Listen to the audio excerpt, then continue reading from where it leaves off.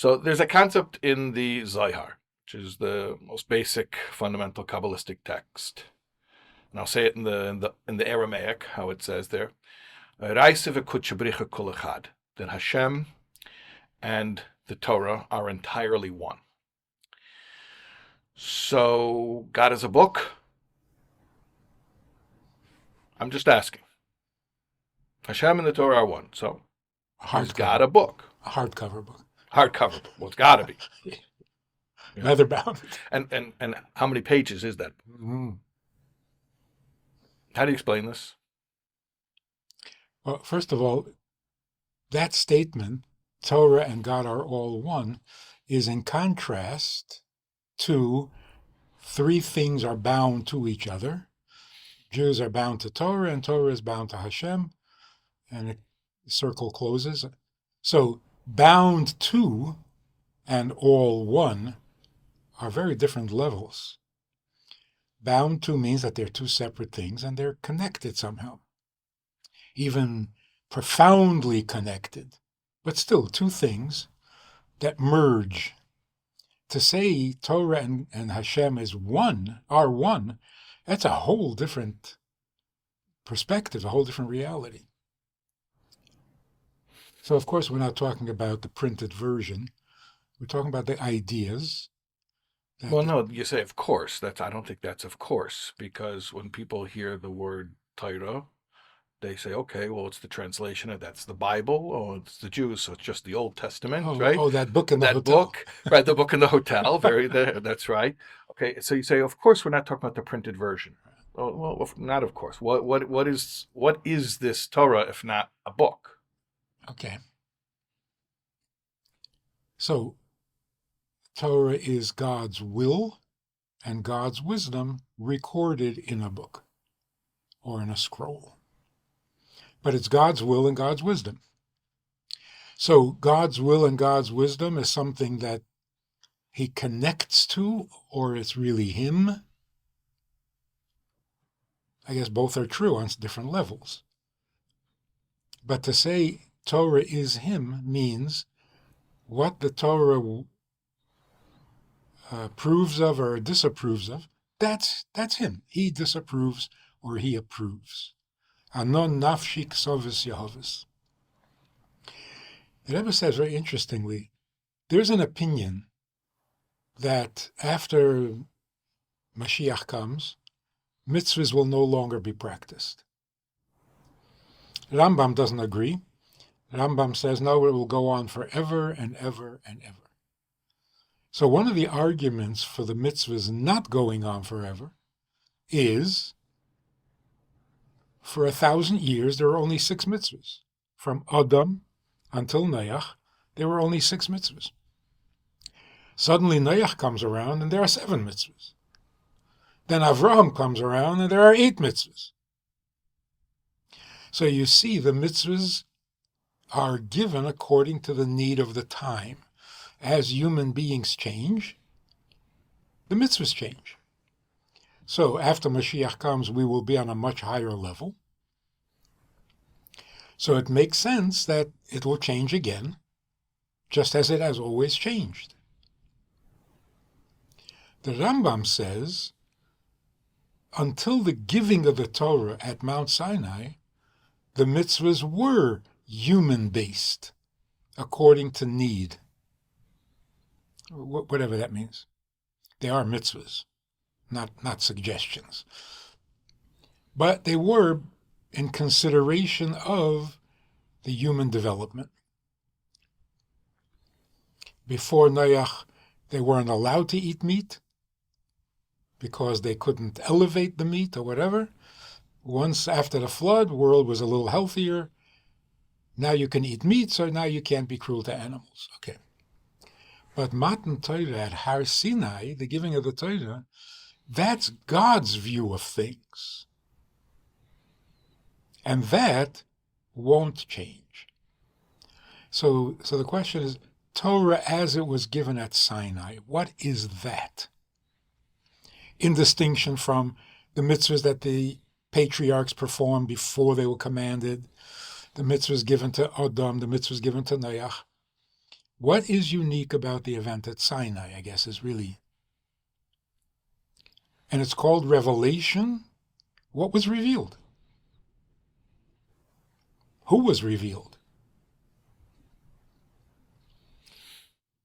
So concerning that, it says, I give you my soul in writing. I'm telling my life in these words.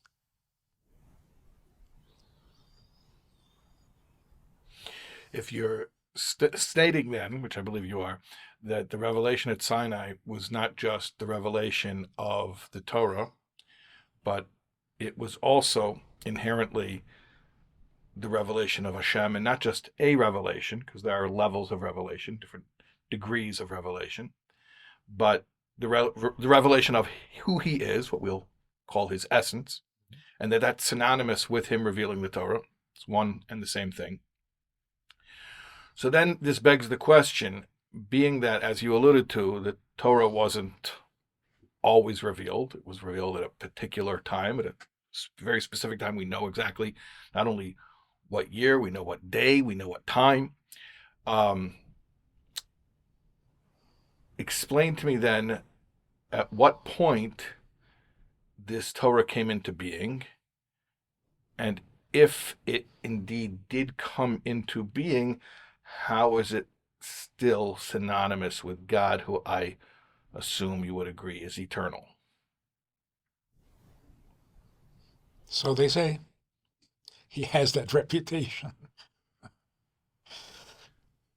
Yeah. So here's, I think,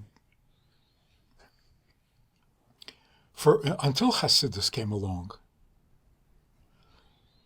all the study and genius, the greatest scholars, the greatest minds, the greatest innovators, all work their way from the bottom up. We know creation. Let's see if we can figure out creator. We know the Torah.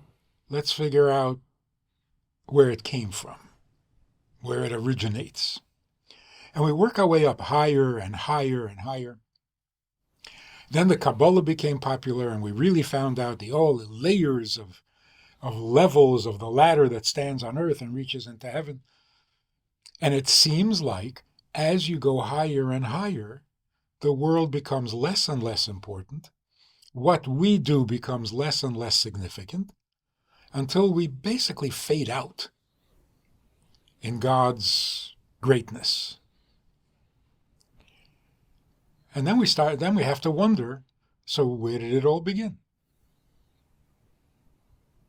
Because we're kind of headed towards a vacuum. We're going to reach a point where there's nothing. I mean, it's the same problem with evolution. You can follow the steps and the evidence, and then you eventually reach what? Hasidus said, why don't we start the other way? Let's not start with creation. Let's start with creator and see where that leads us. Okay, so what do we know about the creator? There was just him. There was nothing else. Or as we mentioned earlier, that he's eternal, and only he is eternal. Only he is eternal. So he was around long before anything else was. Anything.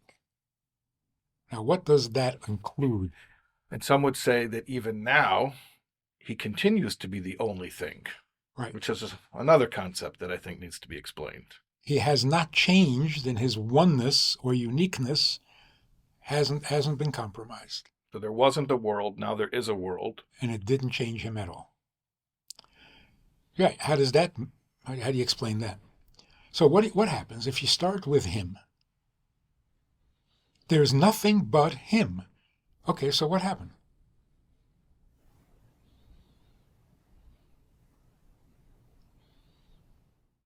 Meaning, what happened when existence as we know it came into being? Yeah. It's a great question. It's a good question. And what happened if we're going to say he did not change at all? Right. Right, so what changed? Mm-hmm. Not him. Right. Okay. So the one thing we know is whatever happened happened within him, not something outside of him. There is no outside of him. Right. It's an internal combustion. So whatever happened remains him. And that's why the Kabbalah comes up with this concept of tzimtzum. It's still all him, and yet it doesn't look like him. It looks like something happened, but that's the result of tzimtzum. Okay. But what did happen? Well, there's nothing besides him. How did we break away from him? Or did we? So you're explaining how the world came into being. How anything came in. Or right. anything. Right. Any existence that appears to be anything other than him. Including love, by the way. So to say God created the world because he loves, he's kind, he wants to do favors, none of that existed. And yet, let's go back to where we started from. You're asserting that Torah did exist. So why is that different? Right. Right. In other words, what is it about Torah that makes it an exception? Like, how do we know love did not exist? Maybe God is love. Yeah, that's what the very popular ideology based on. Yeah. They do great advertising because I see it written all over the place. Yeah. Okay, how do you know? Logically. Because love is a finite entity. Well, what about God's love? God's love is infinite, so that can't be the negation of the... But infinite love is still love. It's not fear. It's not hate. It's not intelligence. It's a measurable or identifiable entity. You can't limit God to that. Okay. So if we say that the Torah was always there and it's an essential part of him, then you have to assume that Torah is unlimited. Is it kindness? Torah's chesed. But it's eish dos. So it's got everything in it. Then I have this other approach to the whole thing. This attitude that we know nothing is so annoying. Like all of a sudden we all become humble. And we're so pleased to announce to the world, oh, we don't know. We can't know. The same people who, if you suggest that maybe they don't know everything, they get insulted. But when it comes to this, they're so happy to tell you, oh, can't know. We can't know. How do we know? We're just little human beings. So what happens? I ask a guy, do you know anything about God himself? No. I said, so is God actually good? We don't know. You mean he could be evil? We don't know.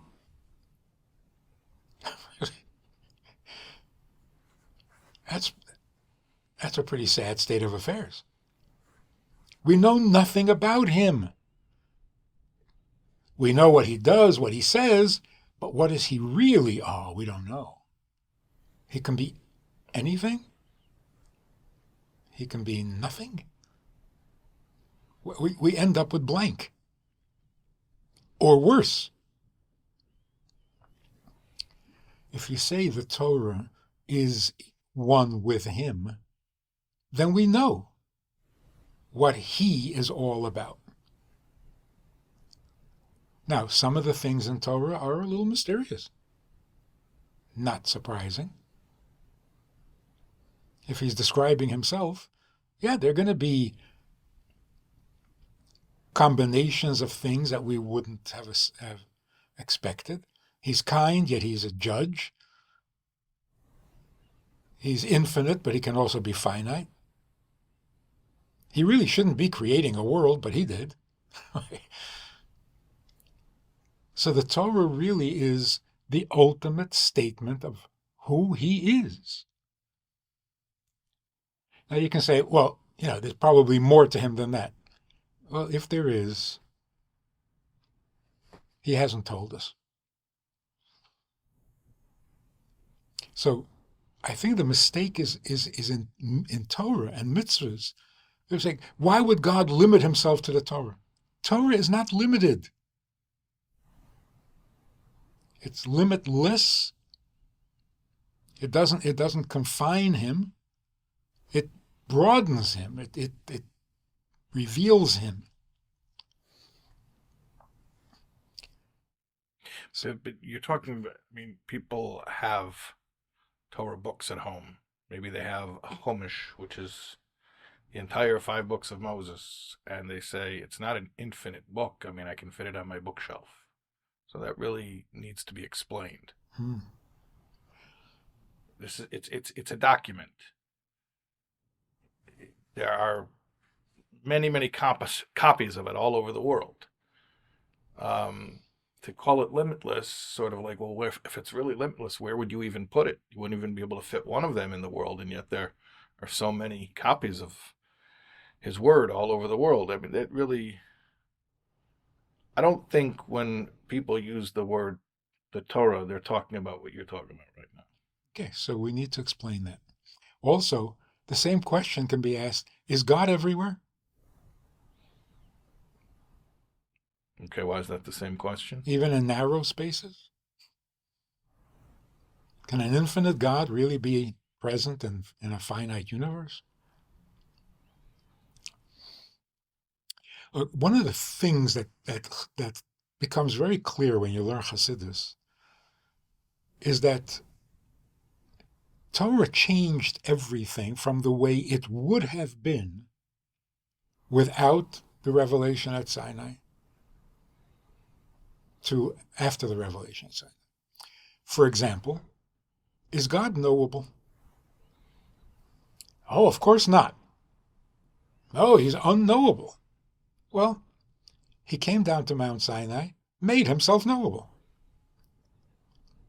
So when we say he's unknowable, we mean, I don't know what the word would be.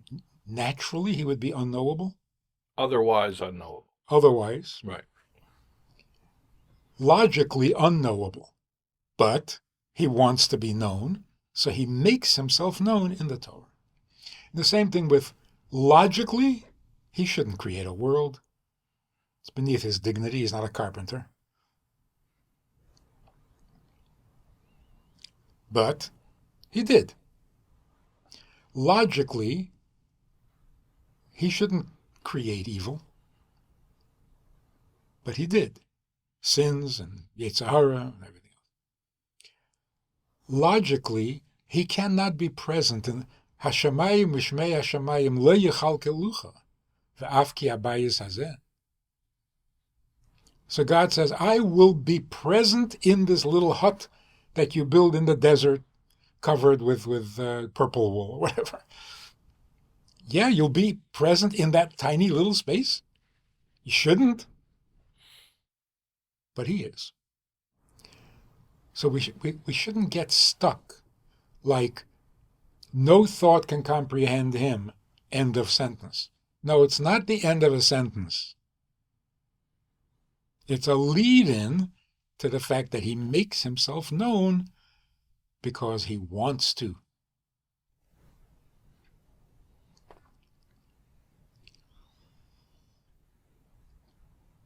So isn't this what Nesava means? There is a problem with words. If there is absolutely nothing besides him, not only why did he want anything, but what was there to want? There was nothing, and yet he wanted it. He wanted it. What did? So you have to use the word he desired. Same problem. He desired what? There was nothing to desire except himself.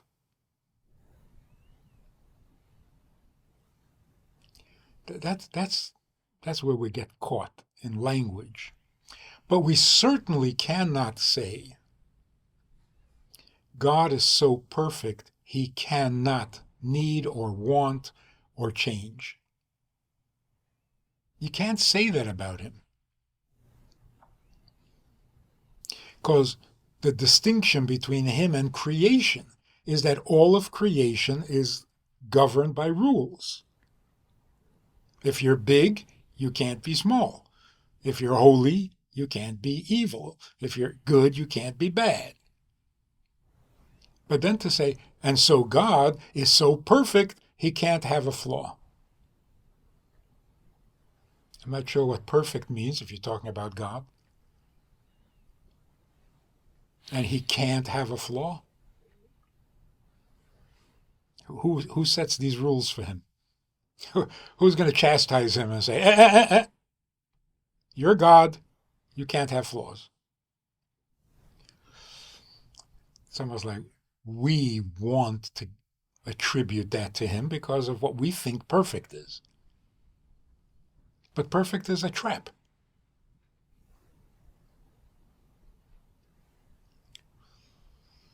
You're too perfect to bother. Well, I think when people use the term perfect to describe Hashem, what they mean is complete. That he's not incomplete. Right. Because what's the problem with saying he's incomplete? It's the problem that you alluded to earlier. To say that there's anything outside of him. So to say he's incomplete means he's in search of something that he doesn't have. Where is that thing that he doesn't have? Somewhere outside of him, and he has to go get it. That would be a theological problem. Mm-hmm. Because there is nothing besides him. So when you talk about a flaw or a lack in God, lacking what? What else is there? So it is a difficult term to use. I won't say that it's abjectly wrong to use it, but I'll say I understand why people would hear it and reject it immediately, because it immediately implies there's something else other than him, and that's a big problem. It's an insurmountable problem. Oh. To say there's anything other than God, I don't know a way to make that go away. Right. And I don't think we want to make it go away. So it leaves us with a question. I mean, Ein Oid Malvado, I think we're going to stick with that. We're committed to it. We're committed to it. Okay. So we have a policy, but we don't have an answer. So why is there a world that is not him? In other words, it doesn't help to say he doesn't need it, he just wanted it. That makes it worse.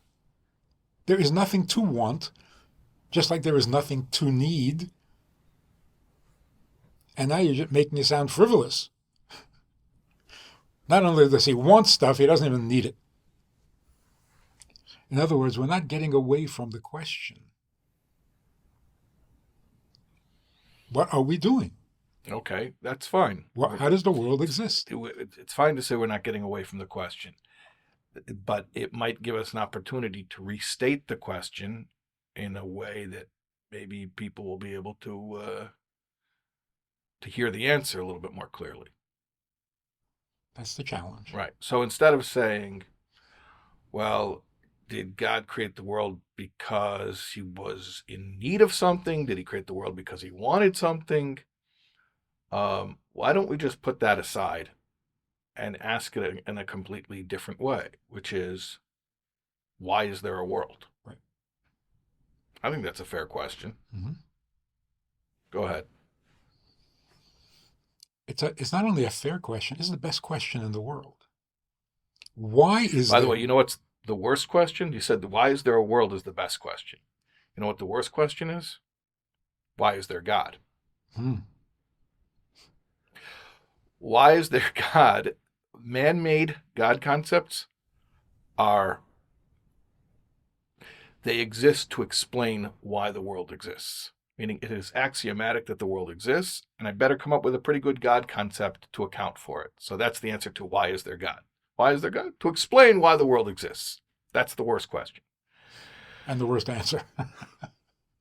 The worst answer to the question that the world exists because God exists. Or God exists in order to explain the world. God exists in order to explain the world. Yeah, right. So that's not our question. Our question is not why does God exist? I mean, God is existence. Right. Is the definition of existence. In fact, if it's not God, it doesn't exist. The question is, why? Does the world exist? And I could add to that also, does it even exist? But that's another question. That's getting weird. Let's take it for granted the world exists. Okay. Why? Right. Okay, go ahead. Not how, which is what scientists are trying to figure out. Not asking the mechanism, I'm asking the purpose. Right.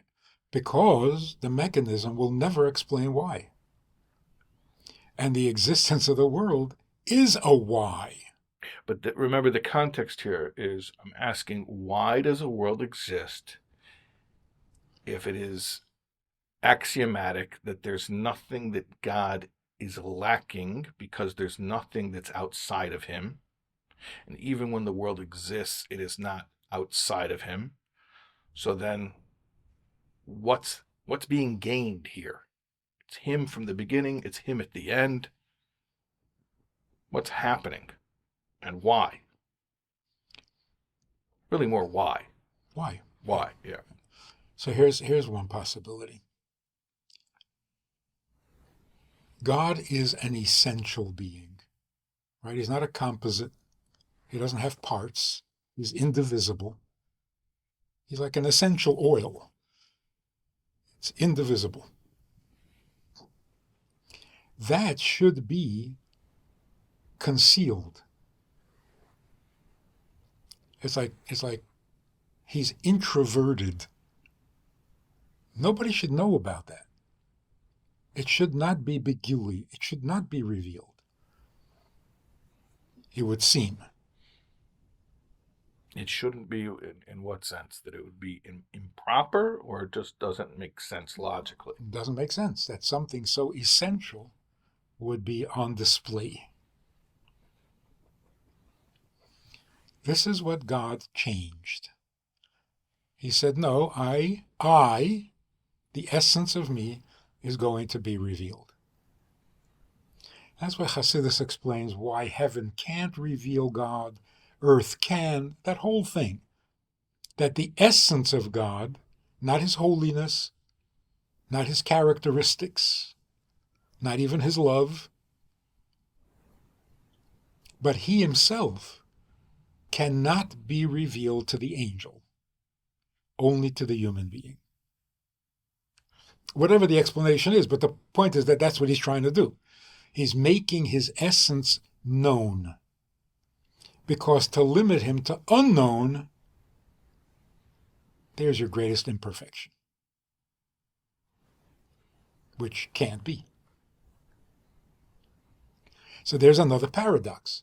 He really should be introverted, so essential that there is nothing to see, there's nothing to know, and yet God reveals himself so that he is both essential and revealed, which doesn't make sense by laws of nature. And this explains why there's a world? The world is simply the essence of God revealing itself. And so nothing changed.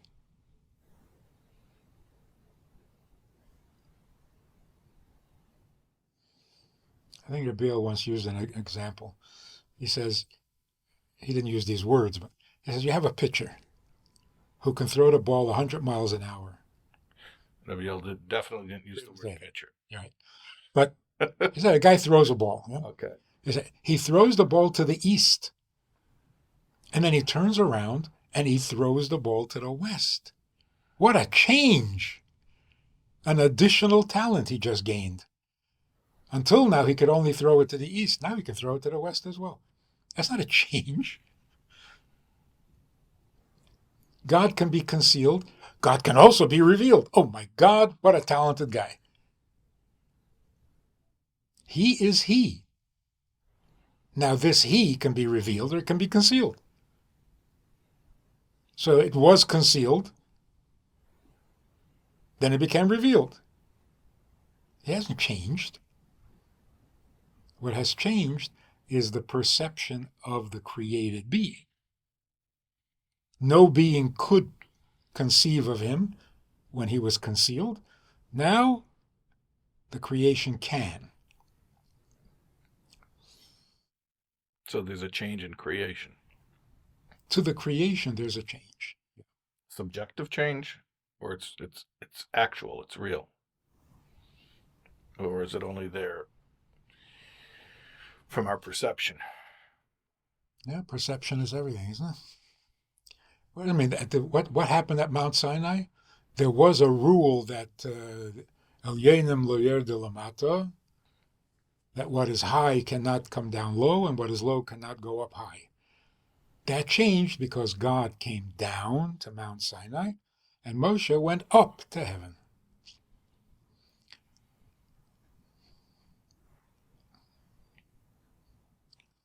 Let's try another. The godly soul is a little piece of God. Literally. Right. Chilik Elikami Mal. Mamish. The Alter Rebbe adds mamish. Right. Yeah. So, what was this godly soul before it became a part from God? Before it was a chelik, what was it?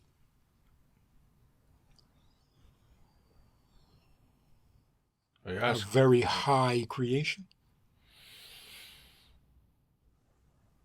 Well, that would be even. You're saying it's a part of the creator. So you're saying before that it would be part of the creation? Doesn't even make sense. So it's literally a part of him. So was there a time that the godly soul did not exist? Well, if you're saying it's part of him, then it can't have not existed because he always existed.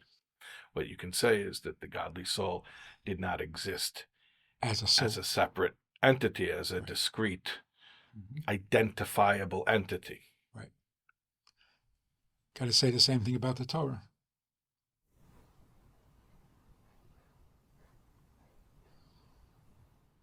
There was never a time when God existed and tefillin did not. Oh, there was a time when leather didn't exist.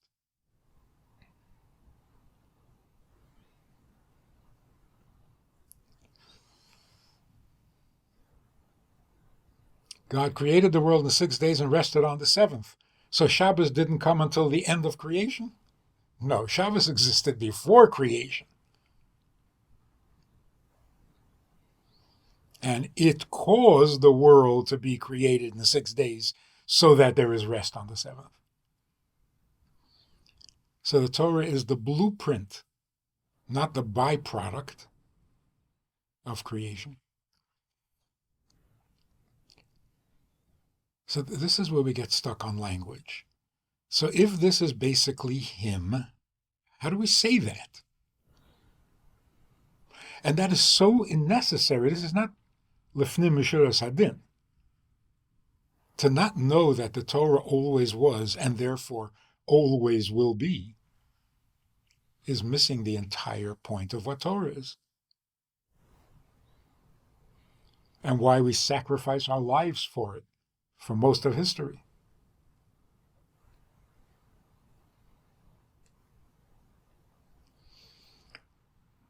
So really the word is essential.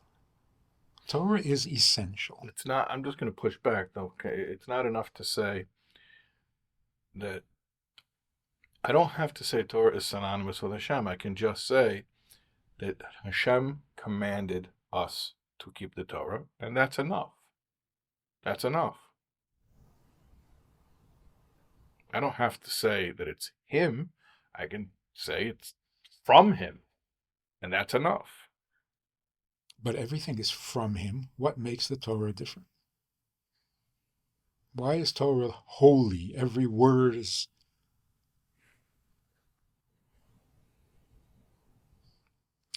I have another problem with this whole thing. Someone was asked, do you think God really cares if you do the mitzvah? And his answer was, what is this? Since when do we need a reason to do mitzvahs? We do mitzvahs for no reason. Stop looking for reasons. Okay. Is that a little bizarre? Well, to me, it sounds like if that's indeed, what he said, it's like conflating two different things. Do we care if he wants the mitzvah, and do we need a reason? I think are two totally separate things. Yeah. But even the statement, we do mitzvahs for no reason, what kind of ridiculous statement is that? Well, we do mitzvahs without requiring knowledge of the reason. We're ready to commit nasa v'nishma even if we don't have the reason. We're able to accept the fact that the ultimate depth of the reason, even when we know something, even the mishpatim, which have some semblance of or they seem to resemble human logic in certain ways, but we know that we can't get to the depth of their reason. So, I mean, I do get where that comes from, that we don't need a reason. Because we have the best reason. Because he asked. Right, which is what I was saying before. Mm. It's from him. Yes. Okay, so, but why do we have to go as far as to say it is him? In other words, if the argument is, if I don't believe that Torah and Hashem are one, I'm not going to do it. I'll say to you, I will do it. Just knowing that it's his is enough to get me to do it. Right. Okay. So all I'm doing is saying, what does it mean that it's his more than a tree or a river? Which is also his. Okay. But we're not going to die for a tree. Okay. But this notion that we do mitzvahs for no reason, since when do we revel in our ignorance? What kind of attitude is that? You could say it's humble. It is very humble. Good. Right. It's like right now, the Baal Shem Tov loved the simple, Right. artless Jew who performs mitzvahs for no reason. What's great about that? So we should all be ignorant? The simple Jew doesn't perform mitzvahs for no reason. He performs it for the ultimate reason. He knows Hashem wants. Said. Whatever. Right. He's doing it for him. That's not the best reason in the world. A woman asks her husband for a favor, and he says, why? So, why what? Why should I do it? Well, because that way we'll pay less taxes. No, do it because I asked you to. Is that not the best reason? If she's reasonable.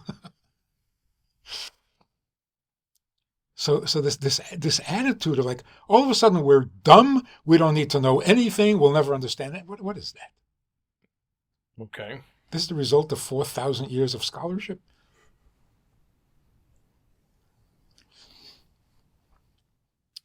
And then the word inexplicable.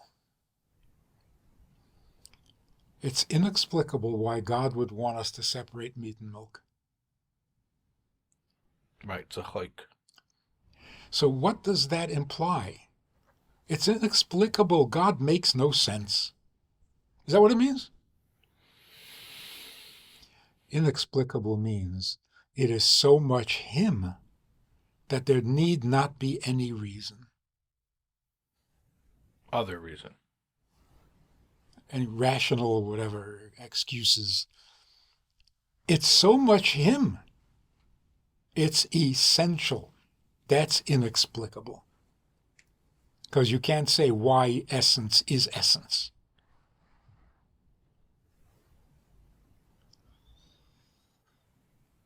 But that's so much of Hasidus, particularly the Rebbe's talks. What are chukim? Mitzvahs that have no reason. What does that mean? There's so much him, not they're inexplicable in the sense of senseless or mindless, unjustified. So we really need to be careful with this ignorance that we suddenly, we can't know. It just feels like a little bit of a cop-out. We can't know what.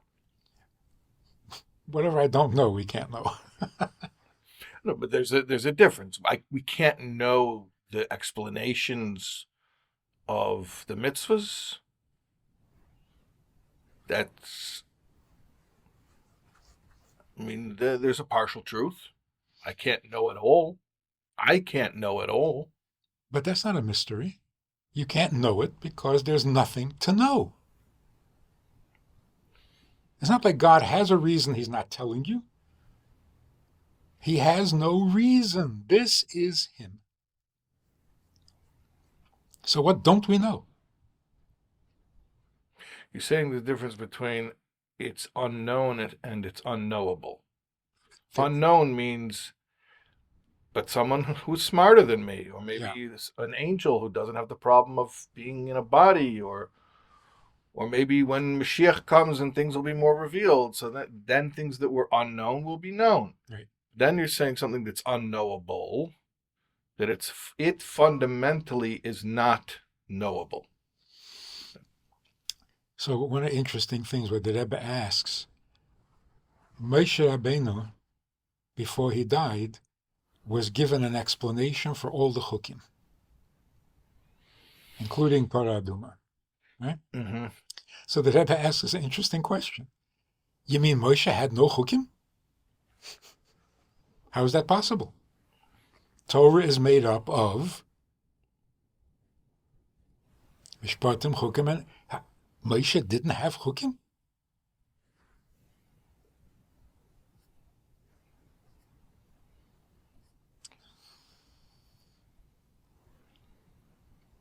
And if you can explain them all, then there are no chukim. So I think the Rebbe's answer was, Moshe was given an explanation for why chukim have to be chukim. Not it turned into a mishpat.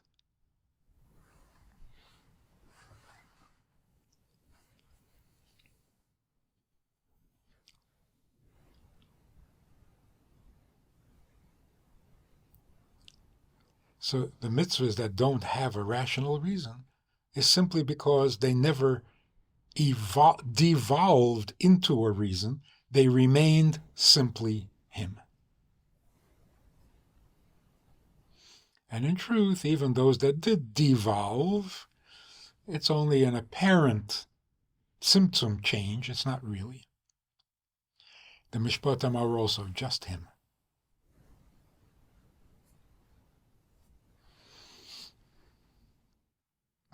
So why does the world exist? To reveal God's essence. Him as he is. Because there is nothing else.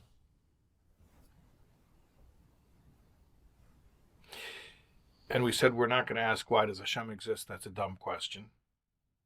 And we said Hashem and Torah are one, so I'm assuming asking why does Torah exist is also the same dumb question.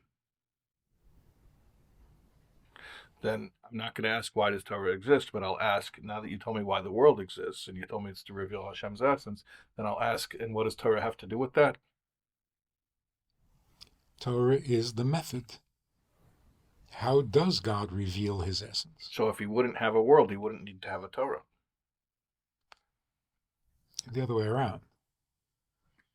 If he didn't care to reveal himself, then there wouldn't be a Torah. But Torah means God's ability to reveal himself, to make his will known, to make his wisdom known.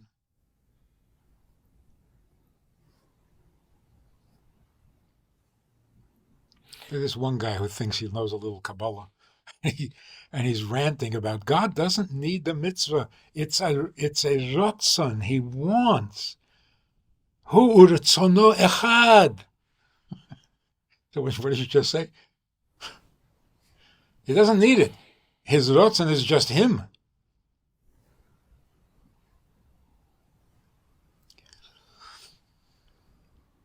Truth is that his rotzon is not just him. Right? We never say his will is him.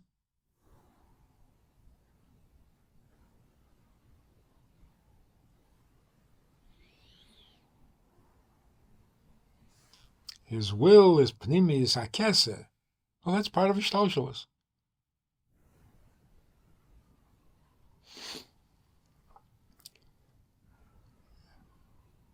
So what is him?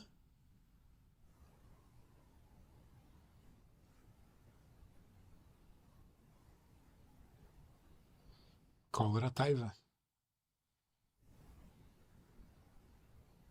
There's no other word. Taiva atzmis.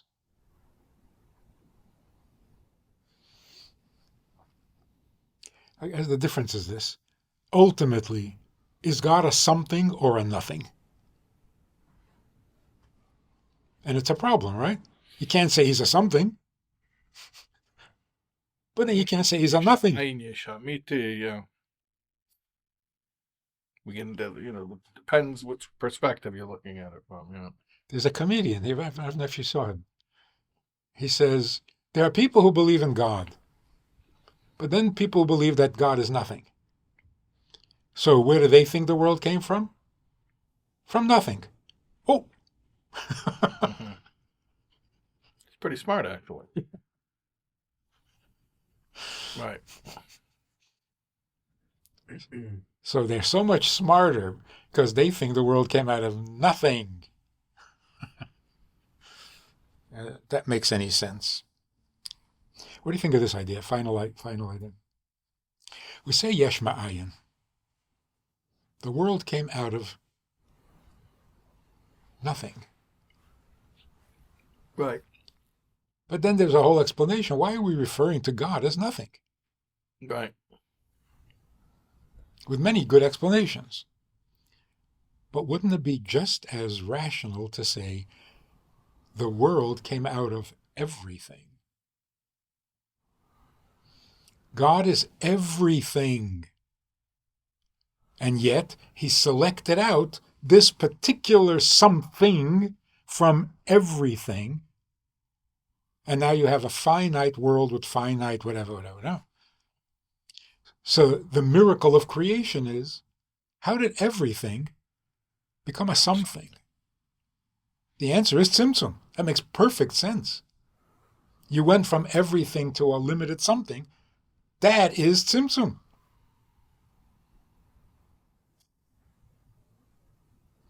Then the question is, if you're really coming from everything and you become a something, are you really a something or are you still really everything?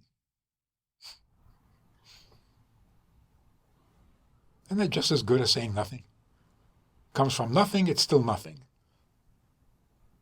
It's no thing. It's everything.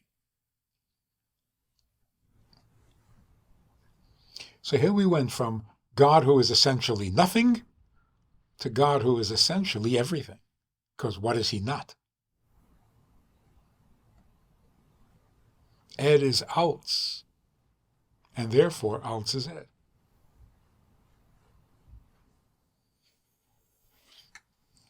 I think these are fundamental issues in Emunah.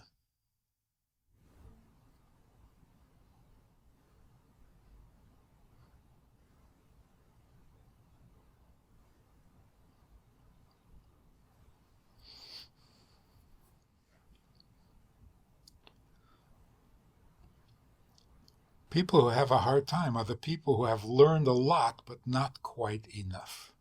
So they're at that point where God is about to become a nothing. And then we come along and say, no. There is something vibrant happening in him himself. He doesn't fade to black, which is, I don't know, I think it's pretty essential.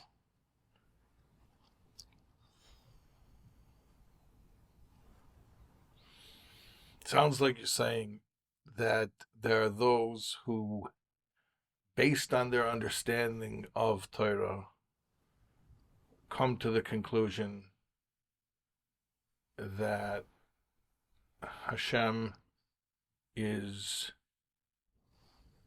without really any description or character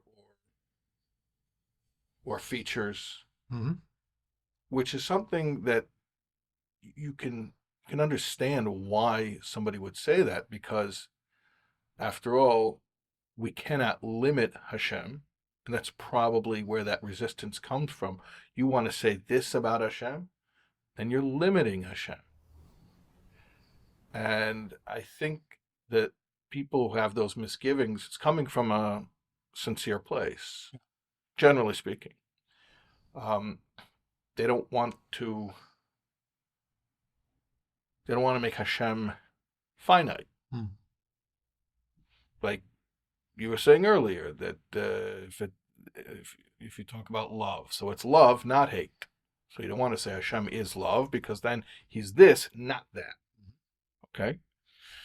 So you hear where those apprehensions are coming from. It's to avoid limiting Hashem, Which is, ironically, the ultimate limit. He can't be this, he can't be that. He can't. I have a suspicion that a lot of this, I'm not talking about today's scholars, but for many, many years, this seemed to be the approach. And I have a suspicion that it's a reaction to Christianity. God incarnate in a body? No! And then we went overboard. So it's not, he is not limited to love. He can't really love. When he says he loves, it doesn't mean love. He doesn't really love. Because it's making him sound too much like a Christian God. So in trying to make him not sound human, we turned him into less than human. Le Adamu, right? He's not a mensch. He doesn't care, he doesn't see, he doesn't feel, he doesn't cry, he doesn't laugh. Man, what do you end up with? Okay, but you can understand. I mean, you described where that approach might come from. So, and there's some pretty convincing quotes. Rambam makes it so clear you cannot attribute any human characteristic. He is not a body. He doesn't have the form of a body. He doesn't have the nature of a body. Doesn't that sound like it's anti-Christian? You're saying historically, whether it was a veiled refutation of Christianity, I mean, it sounds like that's what it's coming to negate, yes. Yeah.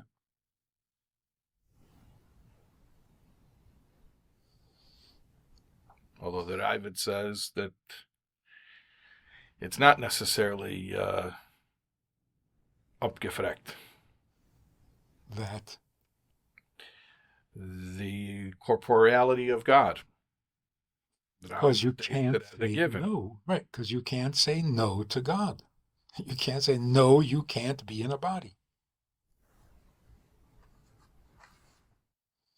You can't be restricted by a body. But why is this important? I'm asking sincerely. And convince me it's important, because if there are genuine fears of misunderstanding God, I mean, misunderstanding God is not a good thing. So convince me that, what if somebody says, you know what, you're confusing me. And it's not my feeling. I'm telling you a fact. I'm already confused. And I don't want to be confused. Just leave me alone. And okay, so I say God is unknowable. God is, from my point of view, nothingness.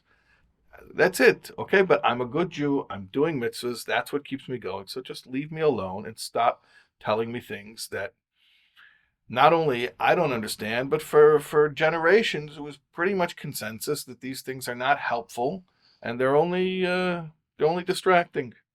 Like why do I need this? Leave me alone, basically.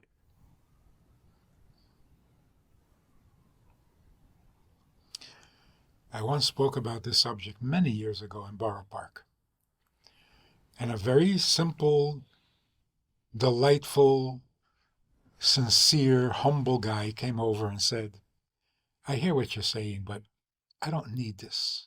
Ich darf es nicht. I know what I need to do. And my first reaction was, what a sweetheart. This is what the Baal Shem Tov loved, right? Right. That's the simple Jew. Yeah. But then I realized, wait a minute. I was talking about God and God's investment in the Torah, and a Jew tells me, I don't need this. What are you saying? You don't need God because you have mitzvahs? There's something seriously lacking.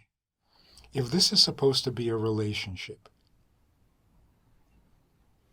it's like men who don't get along with their wives. Their cop-out is, you can't understand women. Can't understand them. Mysterious. We'll never understand. So what kind of relationship do you have? Well, he'll say, and I do everything she tells me to do. So why do I need to understand her? And you can't understand her anyway. But that's very unlikely. If you don't even know what she wants. No, he says, I know what she wants. She told me what she wants. I just don't get it. And I don't even argue with her. I just do it. That's what that guy's telling you. Yeah, that sounds pretty cold. I just don't want trouble. I'll just do what she says. That's a relationship. And what if somebody argues to you that, excuse me, sir, it's very important to you that I understand all these deep things about God. But what I'm telling you is, you're disturbing me. You're distracting me. I would like to just serve God. Stop talking to me about understanding him. I know what he wants. He wants the mitzvahs. There's something called Kitzur Shulchan Aruch. It makes it pretty simple and clear what my expectations are, what his expectations are of me. Stop confusing me. I'm begging you, stop. What are you going to tell a guy? I'm not talking to you. Okay. I'm addressing those people who want to know. And so what if the guy comes to you and says, stop confusing my friends? They're not even smart enough to be able to tell you to stop confusing them. No, look, the guy says, I'm fine just doing what God asks. Yeah. God asks.